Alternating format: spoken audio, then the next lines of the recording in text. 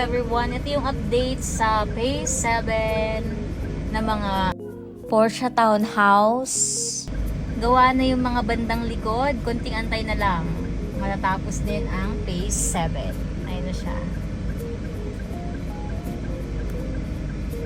Yan.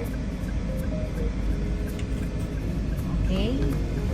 Ito naman, ito na yung Phase 6. Palabas to ng Phase 6. So, makikita ninyo, ito na yung Phase 8. Yan, yung nasa harapan natin. Yan yung Phase 8. Ayan guys, ito yung Phase 8.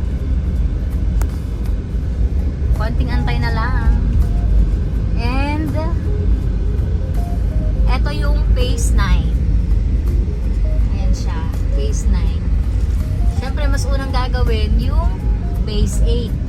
And ngayon, parang may mga develop ngayon dito sa area ng entrance ng Mikara. Tingin ko ito na yung clubhouse, pero hindi ako sure.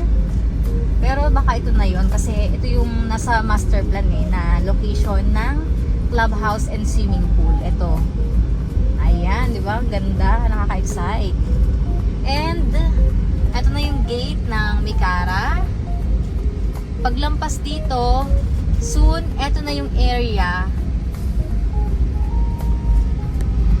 ng gagawing condo dito sa Mikara. So, ayan, soon mga condo na ito. Kaya yung value ng mga house and lot dito sa Mikara, Tanza, ay talagang mag-i-increase na mag-i-increase. Kaya ngayon, habang affordable pa siya, ay kumuha na kayo. Ayan. May McDo na din dito. Kompleto na. Yan, sa mga interested magpa-tripping, mag-enquire, message kayo sa akin, Agent Stella Balagtiyo, your trusted property consultant at kapitbahay dito sa Lancaster, New City, Cavite.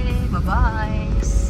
Ayan, sa mga interested din po mag-enquire, magpa-tripping dito sa Mikara Estates sa Cavite, message nyo ako para mag-guide ko po kayo sa mga process. At hiring din kami sa mga interested mag-agent, message na. Bye-bye!